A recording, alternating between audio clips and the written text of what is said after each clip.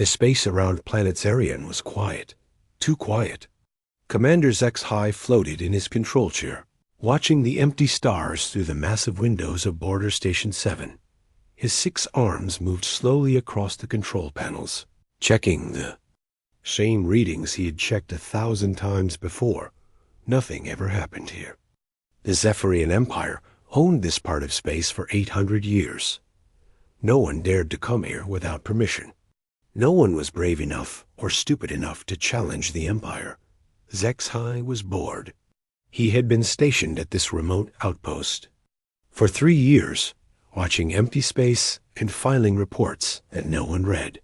The most exciting thing that happened was when supply ships brought food and fuel every month. His assistant, a young Zephyrian named Colden, swam over to his station. Colden's blue skin glowed with excitement.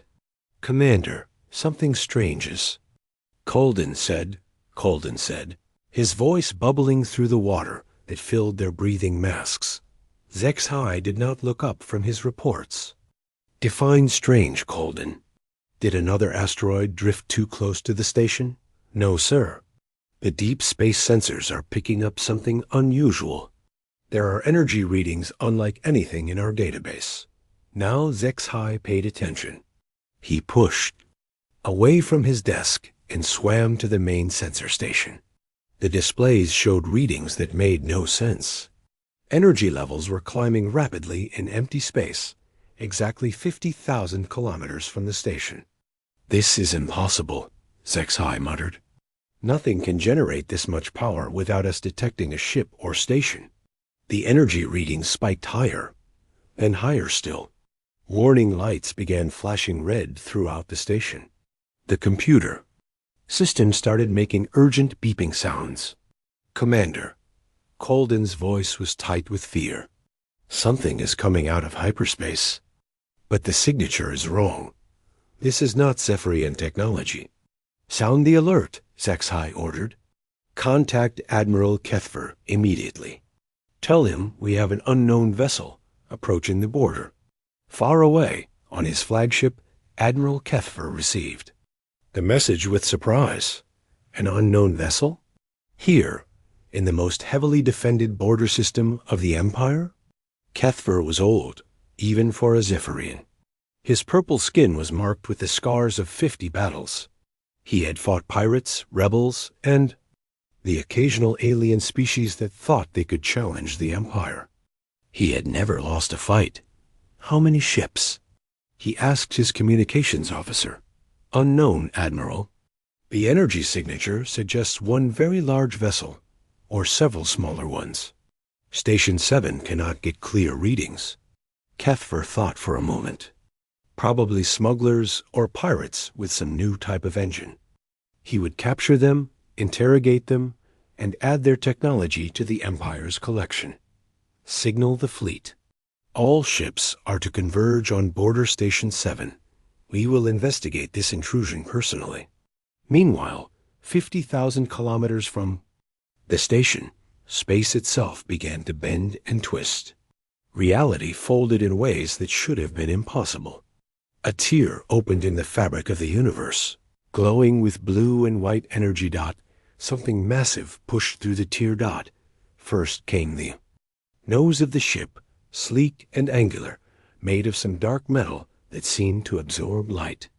Then came the main body, kilometer after kilometer of smooth hull, covered with weapon ports and sensor arrays. Strange symbols were painted on the side in bright white letters. UES Defiance.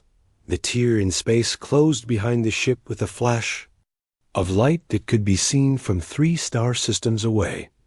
On the bridge of the UEC Defiance, Captain Jake Morrison stood with his hands behind his back, watching the main screen show their new surroundings. He was a tall man with graying hair and calm blue eyes. He had commanded starships for 20 years, but this was his first time in another galaxy. "Jump drive shutdown complete," reported Lieutenant Amy Collins from her station. She was young, maybe 25, with short red hair and quick fingers that danced across her controls. All systems showing green. "We made it, Captain," Morrison nodded. The experimental jump drive had worked perfectly, carrying them 2.5 million light years from Earth in just 30 seconds. They were now in the Andromeda Galaxy, farther from home than any human had ever traveled. "Passive sensors only," Morrison ordered. "Let's see what kind of neighborhood we've moved into." Commander Rick Barnes, a stocky man with a beard, studied his tactical displays. Barnes had fought in the AI Wars, humanity's greatest conflict. He knew how to read danger signs. "Captain, I'm detecting multiple contacts. Looks like we've dropped into the middle of someone's territory." Barnes frowned at his screens. "These ships are big, sir. Really big. And they're moving to surround us." Morrison walked to the main view screen. He could see lights in the distance, growing brighter as unknown ships approached their position. First contact with an alien species. This was the moment that would define humanity's future in this new galaxy. "Any attempts at communication?" he asked. Lieutenant Collins shook her head. "They're broadcasting on multiple frequencies, but our computers can't translate the language yet. The universal translator needs more time to analyze their speech patterns." The alien ships were close enough now to see clearly. They were unlike anything in human databases. Organic-looking, with flowing curves and surfaces that seemed to pulse with internal light. Some were small, maybe the size of human frigates. Others were massive, bigger than anything humanity had ever built. 43 ships and counting. Barnes reported. The largest one is 15 kilometers long. They're taking up attack formation around us. Morrison considered his options. The Defiance was alone, far from any human support. If these aliens were hostile, his ship and crew would have to handle whatever came next by themselves. "Engineer Danny." Murphy's voice came over the intercom from the engine room.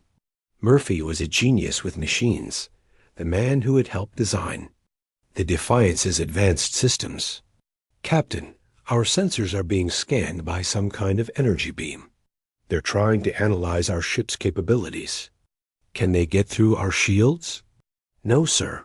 Our gravitational field generators are active. Their scans are bouncing off harmlessly." Morrison felt slightly better. The Defiance had been built with the most advanced technology humanity possessed. If these aliens wanted a fight, they would discover that humans were not easy prey. The largest alien ship moved closer. It was beautiful in an alien way, with smooth curves and surfaces that glowed with soft purple light. Weapon ports opened along its hull like flowers blooming in fast motion. "Captain," Collins said urgently, "I'm reading massive power buildup in their weapon systems. They're preparing to fire."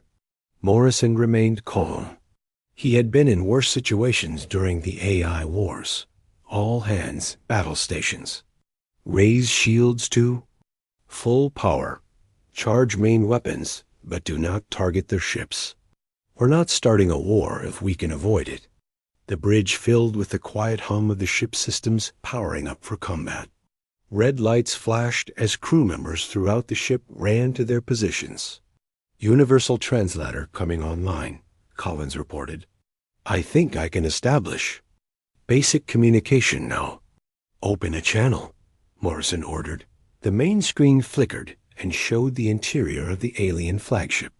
The bridge was filled with water, and strange beings swam through it like dolphins. They had blue and purple skin, multiple arms, and large eyes that glowed with intelligence. One of them, clearly the leader, moved closer to the camera. When he spoke, his voice was deep and musical, but the translator converted his words into English. "Unknown vessel, you have violated Zephyrian space without permission. This is an act of war against the Empire. Surrender immediately or be destroyed." Morrison stepped forward. "This is Captain Jake Morrison of the United Earthship Defiance. We are explorers from the Milky Way galaxy. We came here in peace and mean no harm to your people." The alien leader's eyes narrowed. "Milky Way? Impossible. No species has the technology for intergalactic travel. You lie. I assure you, we're telling the truth. We developed new technology that allows us to travel between galaxies. We're hoping to establish peaceful relations with the civilizations we encounter. The alien leader made a gesture that might have been laughter. Peaceful relations? With the Zephyrian Empire? We do not make peace with inferior species. We conquer them. Morrison felt his heart sink. These aliens were not interested in friendship. They saw humanity as another species to be enslaved or destroyed. I suggest you reconsider, Morrison said calmly. We have no desire for conflict, but we will defend ourselves if necessary. Defend yourselves? The alien leader's voice filled with amusement. You are one small ship against the might of the Empire.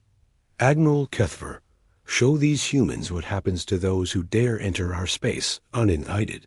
A communication channel closed. Morrison turned to his crew. Well, people, it looks like they want to do this the hard way. All stations, prepare for combat. Let's show them what humans learned fighting the machines.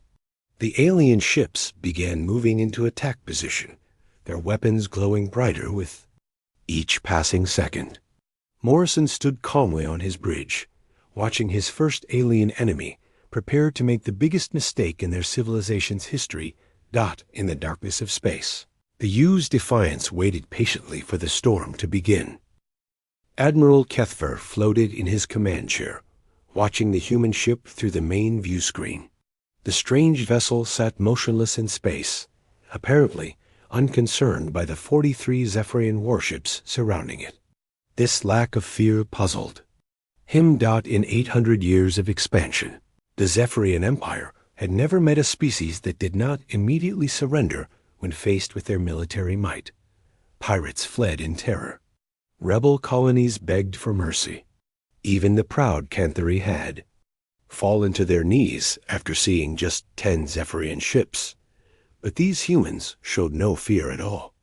Admiral, his tactical officer reported, the alien vessel is not responding to our weapon locks. They appear to be scanning our ships with some kind of unknown technology. Kethver's purple skin darkened with anger. Scanning us? How dare they? No one scans Zephyrian ships without permission. He turned to his weapons officer, a scarred veteran named Vextar. Disable their engines with a warning shot. Show these humans that we are not to be taken lightly. Vextar's 6 arms moved quickly. Across his controls. Plasma cannons ready, Admiral. Targeting their rear engine section. Fire. The Zephyrian flagship's main weapon discharged with a brilliant flash of green light. The plasma bolt, hot enough to melt through solid rock, streaked across space toward the human ship. On the bridge of the U.S. Defiance, Lieutenant Amy Collins watched her sensor displays with fascination rather than fear. Captain, they're firing. Some kind of plasma weapon. Impact in 3 seconds. Captain Morrison stood calmly behind her chair. Shield status? Full power, sir. Gravitational field generators are online. The plasma bolt struck the Defiance's shields and simply vanished. The energy was absorbed and converted into power for the ship's systems. Warning lights that had been flashing yellow suddenly turned green as the ship's batteries charged. Damage. Report, Morrison asked, though he already knew the answer. Commander Barnes checked his displays. No damage, Captain. Their weapon didn't even register on our hull sensors. Our shields absorbed the energy completely. Morrison nodded. The Defiance had been built to fight against humanity's own artificial intelligence creations, machines that could calculate the perfect attack and execute it faster than any biological being could react. The ship's defenses had been designed to stop weapons far more advanced than simple plasma cannons. Return fire, Morrison ordered. Minimal power. Target their forward weapons only. We're trying to disable, not destroy. Lieutenant Steve Parker, the ship's weapons officer, looked up from his station. Parker was young but experienced, having served on 3 different starships before joining the Defiance. "Sir, minimal power for our main cannon is still considerable." "Are you sure?" Morrison thought for a moment. The human weapon systems had been built to fight AI, opponents with shields and armor far superior to anything these aliens possessed. Even their weakest setting might cause serious damage. Set power to 1%, he decided. Just enough to get their attention. Parker's fingers danced across his controls. Main cannon charging. Power at 1%. Targeting their primary weapon cluster. The Defiance's main gun was a miracle of human engineering. It combined kinetic projectiles with energy beams, creating a weapon that could punch through any known defense. The cannon itself was 300 meters long and required its own fusion reactor to power. Fire.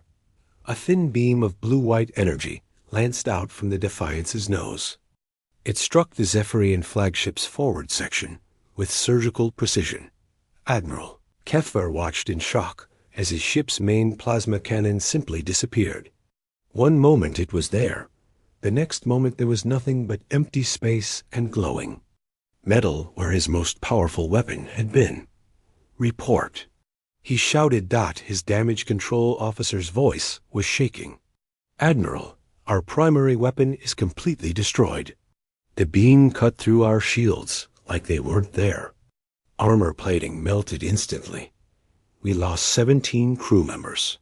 Cuthbert stared at the tactical display. The human ship had fired once with what appeared to be a very weak weapon and had surgically removed his flagship's main gun. The precision was terrifying. How is this possible? He whispered. His science officer, an elderly Zephyrian named Kelvar, swam closer to his chair. "Admiral, I've been analyzing their weapon signature.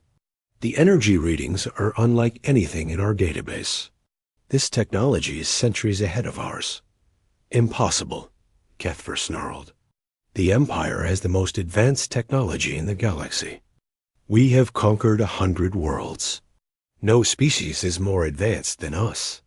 Kelvar's skin flashed the colors of extreme concern. "Admiral, with respect, these beings are not from our galaxy. They claim to be from the Milky Way. Perhaps their technology developed along different paths than ours." Before Kethver could respond, his communications officer announced an incoming message from the human ship. Captain Morrison's face appeared on the main screen. He looked calm and professional, showing no signs of excitement or aggression, despite having just demonstrated his ship's superior firepower. "Admiral Kethver, I hope we have your attention now. We removed your main weapon to show that we can defend ourselves. We still prefer to resolve this peacefully." Kethver's pride would not allow him to back down. "You destroyed part of my ship. Human. That is an act of war against the Zephyrian Empire." Morrison's expression did not change. "You fired first, Admiral. We simply returned fire with minimal force. If we had wanted to destroy your ship, we could have done so easily." "Threats will not work against us," Kethvar replied. "The Empire does not negotiate with inferior species." Morrison sighed. "I'm sorry to hear that. Lieutenant Collins, open a channel to Earth Command. Tell them we've made first contact, and the local government appears to be hostile." The communication channel closed. Kethver turned to his tactical officer. "Signal the fleet. All ships are to open fire simultaneously. Concentrate everything on that one target.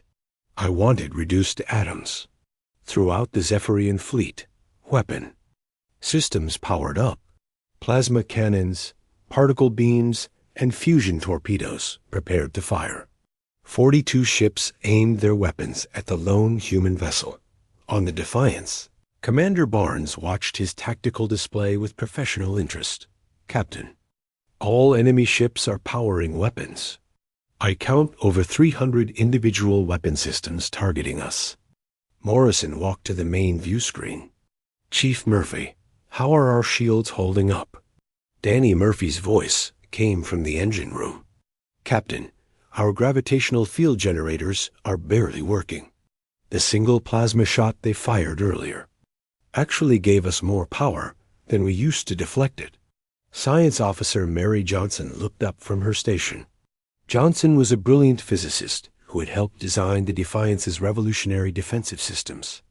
"Captain, their weapons appear to be basic plasma and particle beam technology. Our shields should be able to handle their entire fleet firing at once." Morrison nodded. "All hands, brace for impact. Mr. Parker, prepare to return fire if necessary." The Zephyrian fleet fired as one. Hundreds of energy beams converged on the human ship, creating a light show that could be seen from neighboring star systems. Plasma bolts hot enough to vaporize mountains struck the Defiance's shields in a continuous barrage.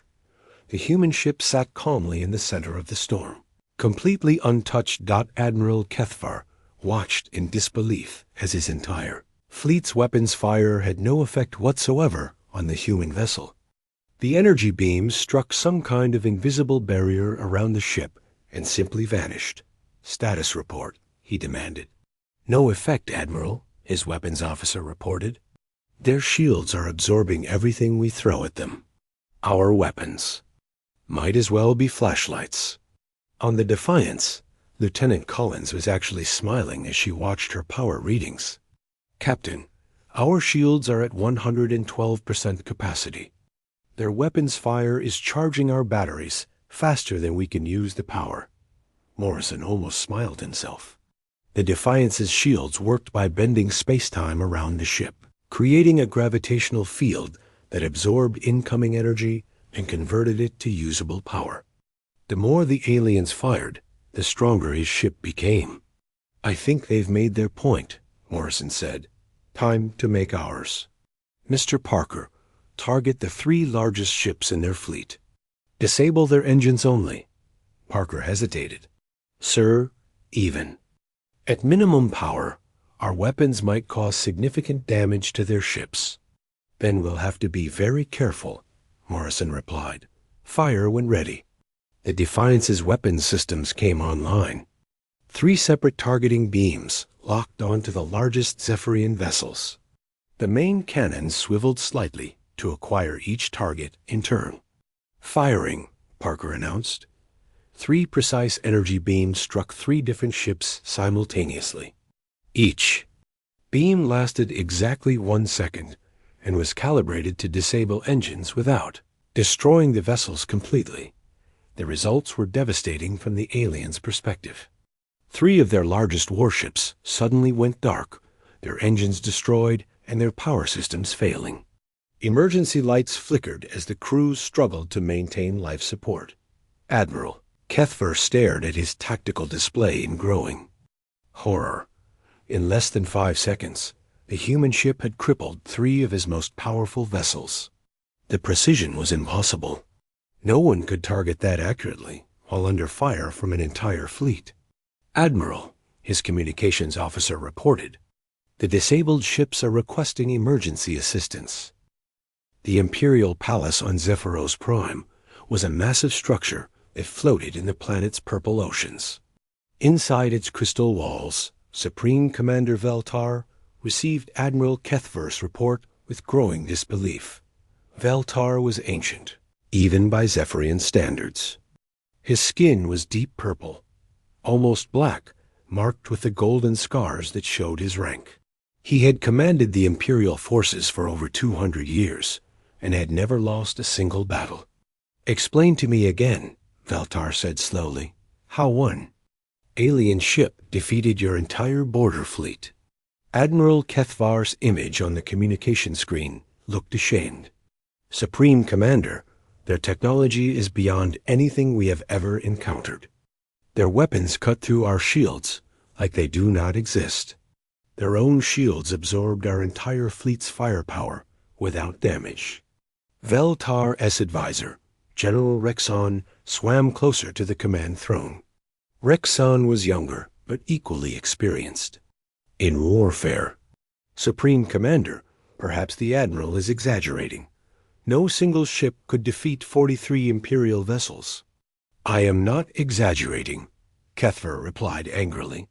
I watched 3 of my largest ships get disabled in seconds. These humans have technology that makes us look primitive. Veltar considered this information. In 8 centuries of expansion, the Zephyrian Empire had conquered over 100 different species. Some had advanced technology. Some had powerful weapons. None had ever presented a real challenge to Imperial forces. Where did these humans come from? He asked. They claimed to be from another galaxy, Supreme Commander. The Milky Way. They say they traveled here using some kind of experimental technology. General Rexon made a dismissive gesture. Impossible. Intergalactic travel is beyond any known science. They must be lying. Whether they are lying or not does not matter, Veltar decided. What matters is that they have insulted the Empire. By entering our space without permission, they have attacked Imperial ships. This cannot be allowed to stand. He turned to his fleet coordinator. Assemble the core fleet. Every available ship. I want 500 vessels ready for battle within 6 hours. The fleet coordinator's skin flashed with surprise. Supreme Commander, 500 ships? That is more than we used to conquer the entire Canthari system. These humans have proven they are not ordinary enemies, Veltar replied. We will show them what happens when someone challenges the might of the Zephyrian Empire. Meanwhile, 50,000 kilometers from Border Station 7, Captain Morrison stood in his ready room studying reports from his science team. The door chimed, and Commander Barnes entered. Captain, we've intercepted several encrypted communications from the alien fleet. Our computers can't break their codes, but the volume of traffic suggests they're calling for reinforcements. Morrison nodded. He had expected this. The Zephyrian Empire would not accept defeat from a single ship. They would send everything they had to restore their reputation. How long before those reinforcements arrive? Our best estimate is 4 to 6 hours, sir. Based on their technology level, they probably can't move large fleets very quickly. Morrison walked to his window and looked out at the alien ships.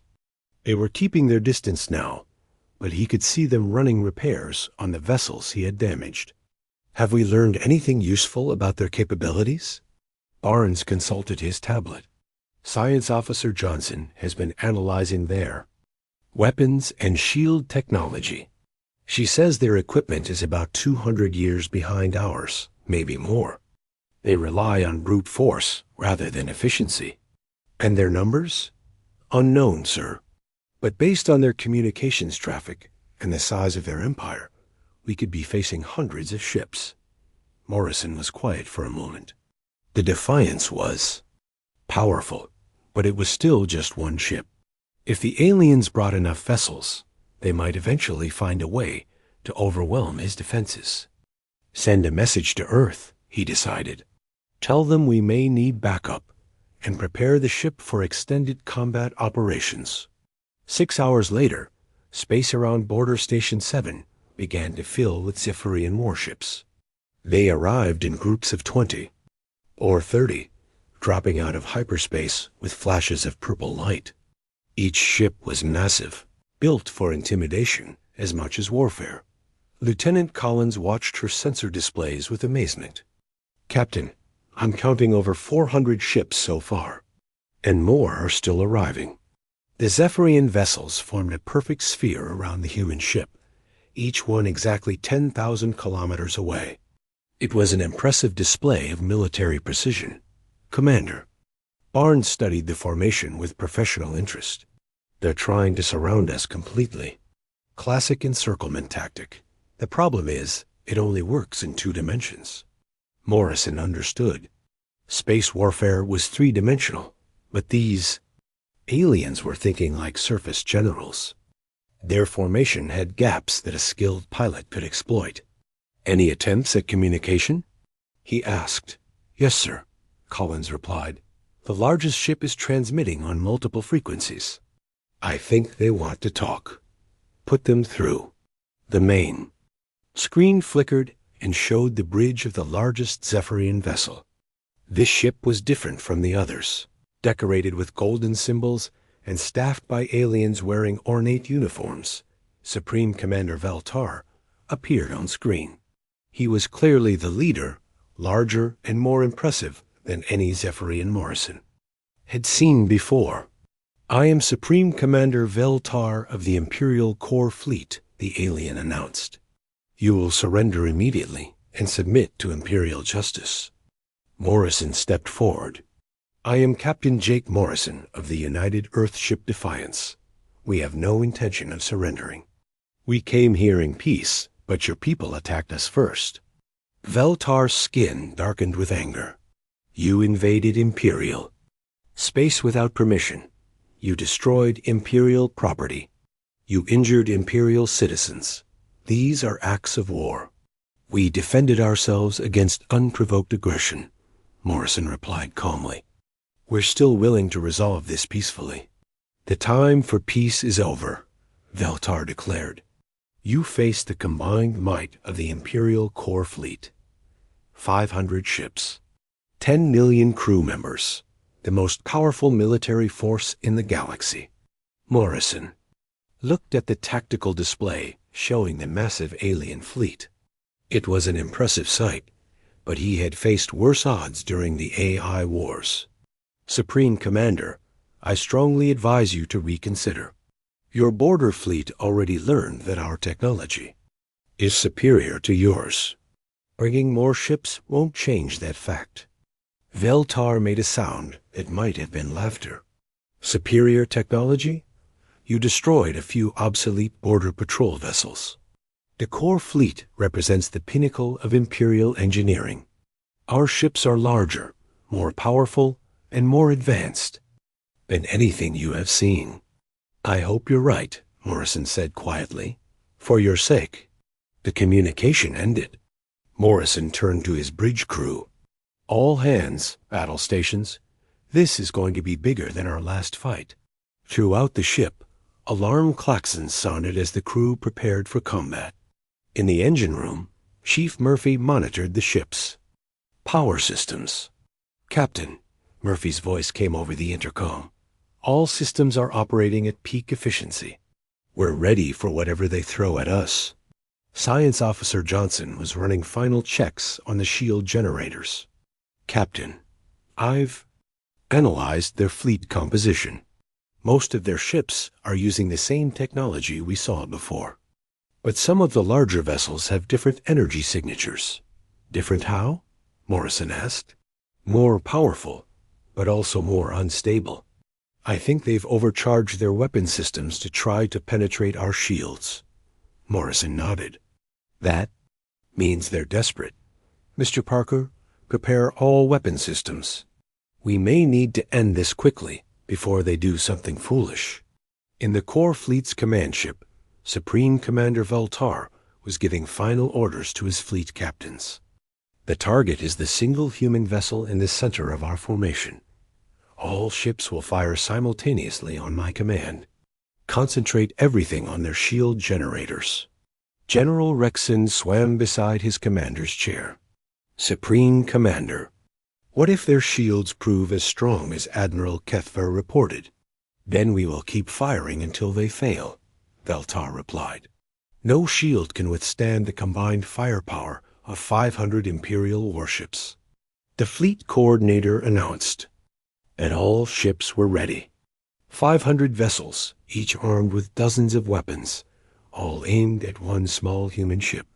"This is Supreme Commander Veltar to all ships," he broadcast. "Today we defend the honor of the Empire. Today we show the galaxy that no one challenges Zephyrian authority. Today we remind the universe why we have ruled for 8 centuries." On the Defiance, Lieutenant Collins detected massive power buildups throughout the alien fleet. "Captain, all enemy ships are charging weapons. Energy readings are off the scale. I think they're planning to fire everything at once." Morrison stood calmly on his bridge. "Shields to maximum power. All non-essential systems offline. Divert. Everything to defensive systems. The ship hummed as power flowed to the gravitational field generators. The Defiance's shields were a marvel of human engineering, capable of bending space-time itself to protect the vessel. Mr. Parker, target their command ship. If we need to return fire, I want to make it count. Parker's hands moved across his. Weapon controls. Main cannon charged and ready, Captain. Targeting their flagship. Supreme Commander, the fleet coordinator announced. All ships report ready to fire. Veltar looked at the small human ship sitting motionless in the center of his fleet.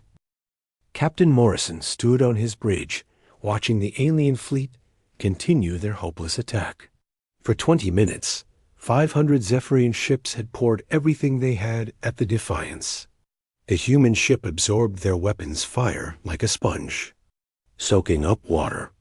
Captain, Lieutenant Collins reported, their fleet is running low on power. Some of the smaller ships have stopped firing.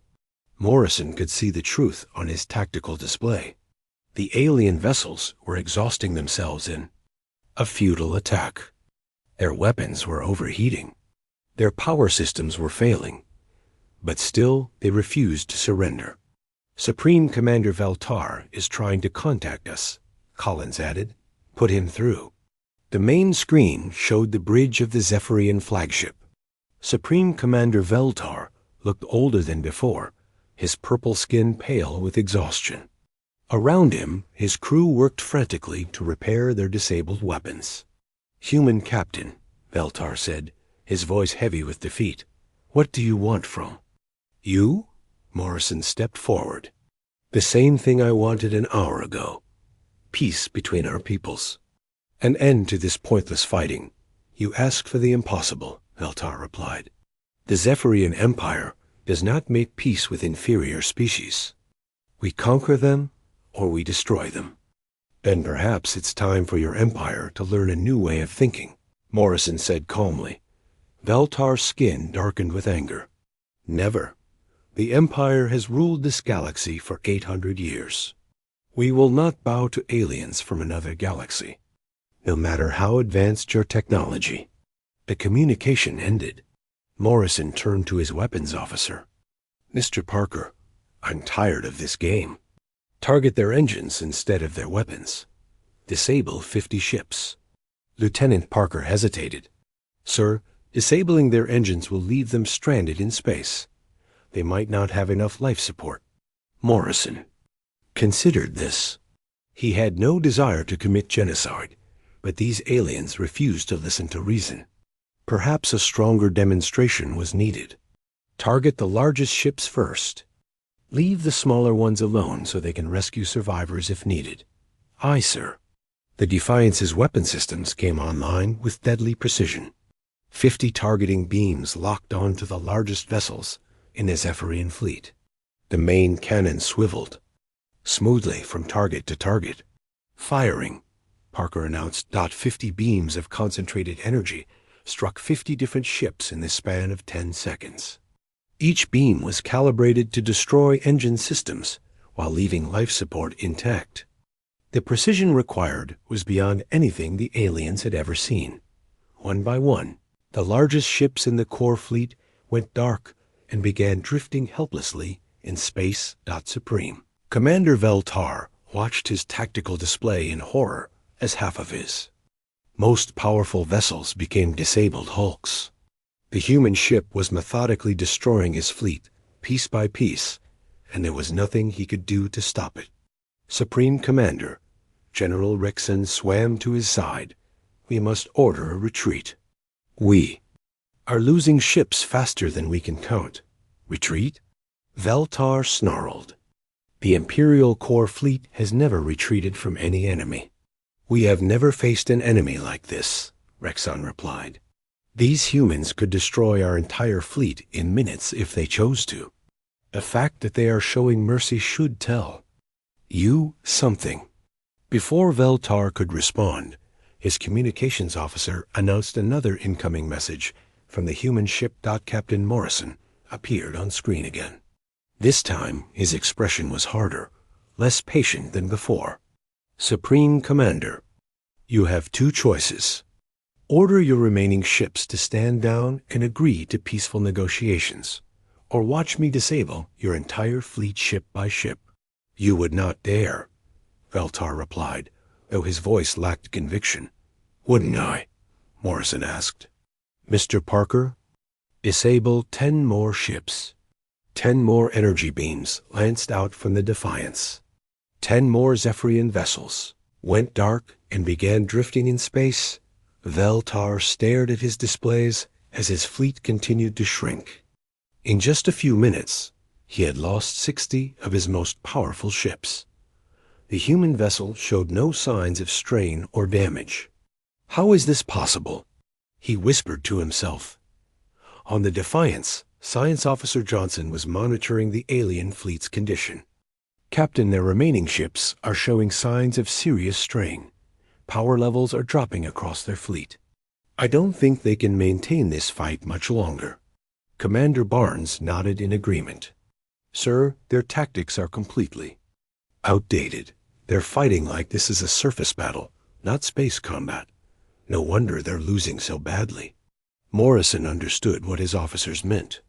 The Zephyrian Empire had grown soft after centuries of conquering weaker enemies.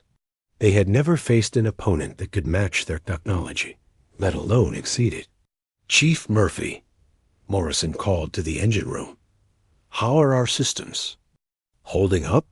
Captain, we're operating at about 15% capacity, Murphy replied cheerfully. The ship is barely working up a sweat. We could keep this up for days if needed. Morrison almost smiled.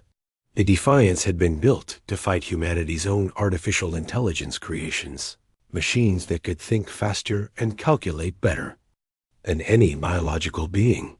The ship's systems had been designed to handle enemies far more dangerous than these aliens. Captain, Lieutenant Collins interrupted, I'm detecting new contacts on long-range sensors. Something big is approaching. From the edge of the system. Morrison frowned. More Zephyrian ships? No, sir. The signature is different. These ships are using technology similar to ours. Morrison felt his heart jump. Human ships? Yes, sir. I count 12 vessels, all Earth Defense Force signatures. They should arrive in about 10 minutes. Admiral Frank Peters had received Captain Morrison's message 3 hours ago. The experimental jump drive had worked, and humanity had successfully reached another galaxy. But first contact had gone wrong, and the Defiance was facing an entire alien fleet alone. Peters had immediately assembled every available ship and jumped to Morrison's coordinates. Now he sat on the bridge of the EDF Warrior, watching his tactical display show the massive alien fleet surrounding the lone human vessel. Admiral, his tactical officer reported, the Defiance appears to be undamaged. But I'm reading over 400 alien ships in the area. Many appear to be disabled. Peters whistled softly. Morrison and his crew had been busy. Open a channel. To Captain Morrison. The main screen showed the bridge of the Defiance. Morrison looked calm and professional, though Peters could see the strain of prolonged combat in his eyes. Admiral Peters, good to see you, Morrison said. I hope you brought more than 12 ships. That's all I could assemble on short notice. Peters replied, but from what I'm seeing, you seem to have the situation well in hand. The locals are stubborn, Morrison explained. They refuse to negotiate. I've disabled about 60 of their ships, but they keep demanding our surrender. Peters studied the tactical display.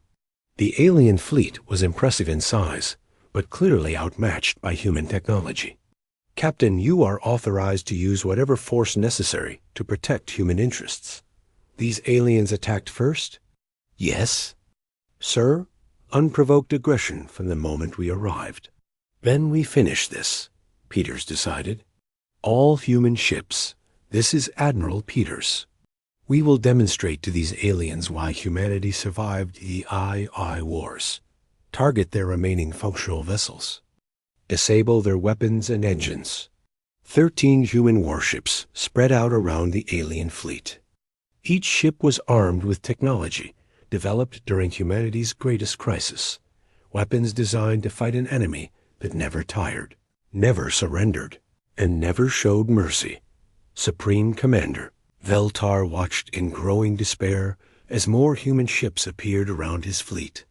He had hoped that the single vessel was alone, perhaps a scout or exploration ship. Now he realized that an entire human fleet had arrived. Supreme Commander, his fleet coordinator reported, the humans are powering weapons. All their ships are targeting our vessels. Veltar looked around his bridge at his exhausted crew. They had been fighting for over an hour against impossible odds. His proud core fleet was broken, scattered, and demoralized. Signal all ships, he said quietly. Cease fire. Power down weapons. Sir? General Rexon asked in surprise. I said cease fire. Veltar shouted. We cannot win this battle. These humans have technology we cannot match. Continuing to fight will only result in more deaths. Throughout the Zephyrian fleet, weapons powered down and ships stopped firing. The massive alien vessels drifted silently in space, finally admitting defeat. Admiral Peters opened a channel to the alien flagship. Supreme Commander Veltar, I am Admiral Frank Peters of the Earth Defense Force. Are you prepared to discuss terms? Veltar appeared on screen, looking defeated and old. What terms do you offer? Simple ones, Peters replied. Your empire will cease all hostile actions against other species. You will release any enslaved populations. And you will learn to coexist peacefully with your neighbors. And if we refuse? Peters gestured toward his tactical display, which showed the disabled Zephyrian ships. Then we will ensure that your empire is no longer capable of threatening anyone. Veltar was quiet for a long moment. Finally, he spoke.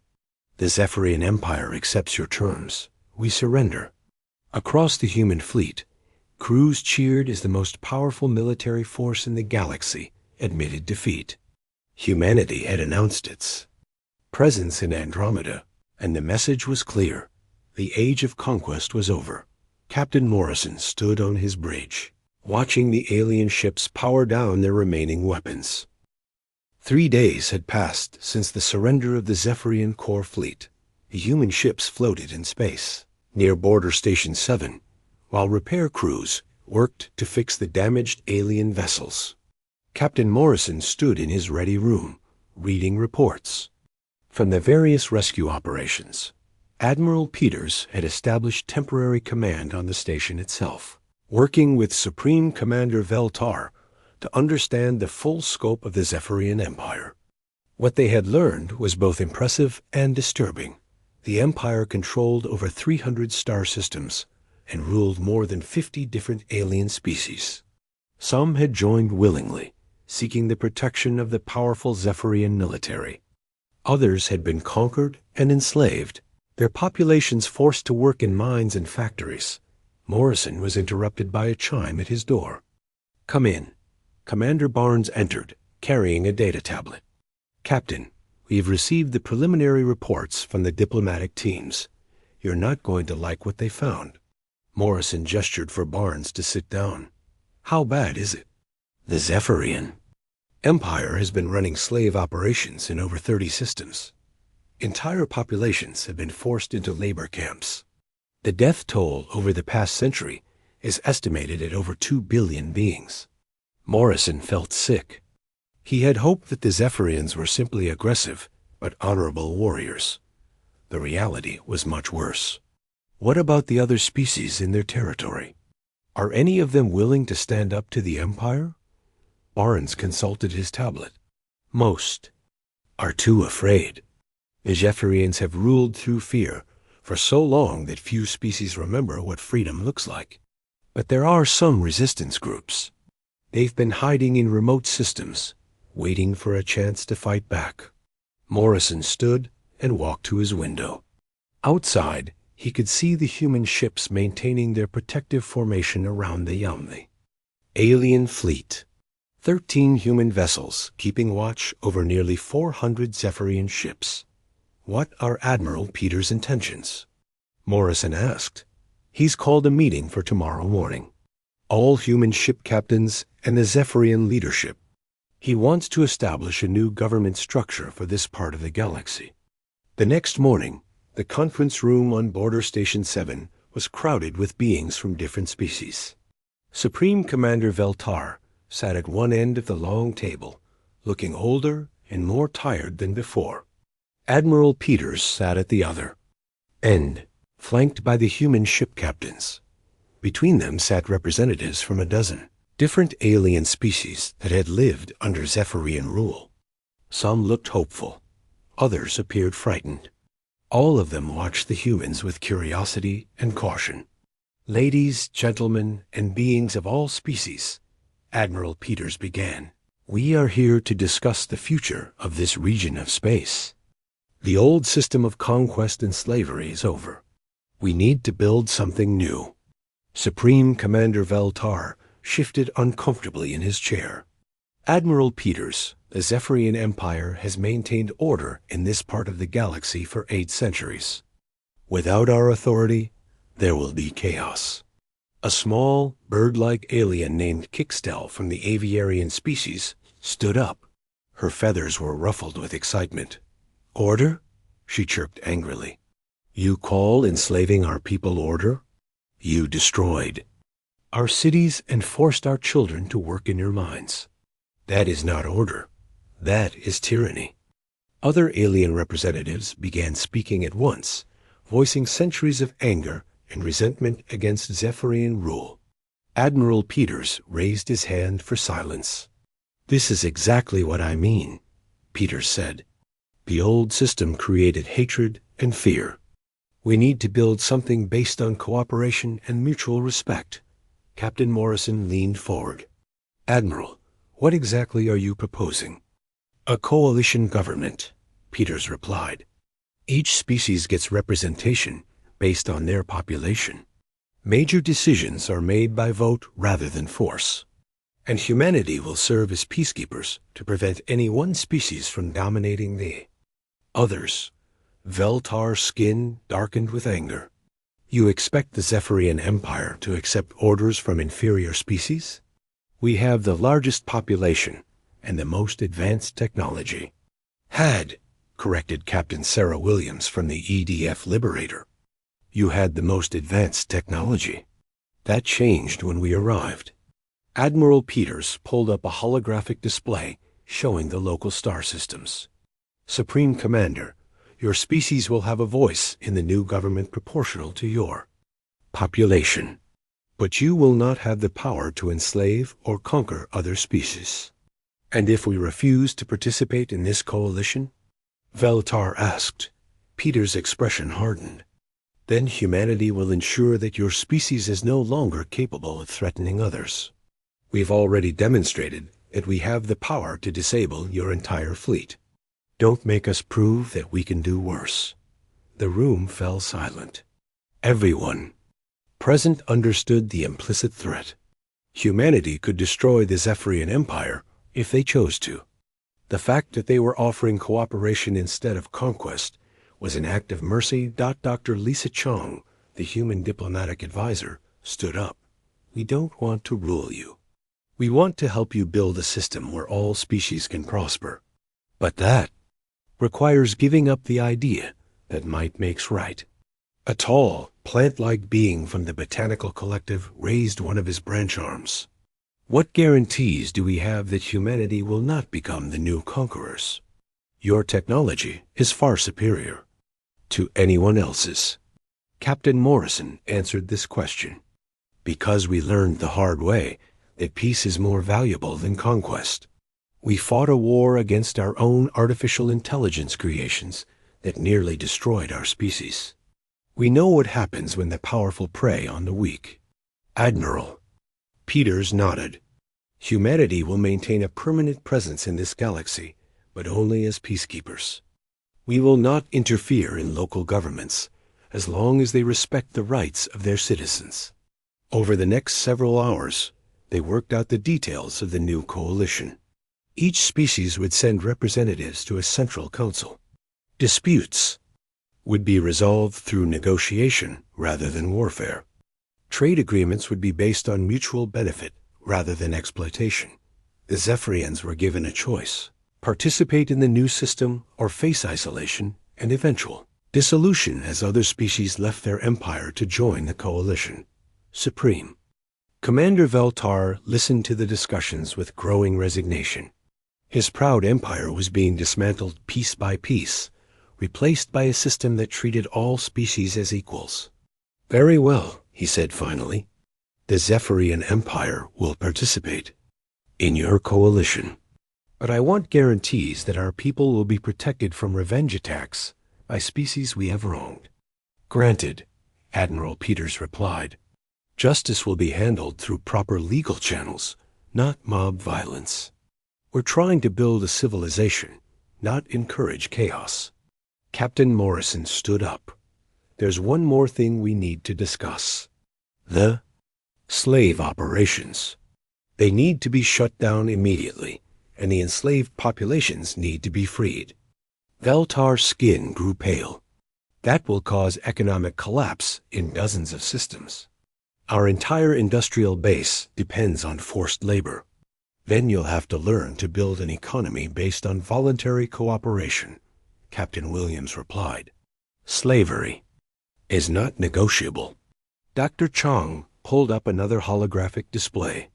"We've prepared economic transition plans to help affected systems adapt to free labor. It will be difficult, but it's not impossible." The meeting continued for most of the day.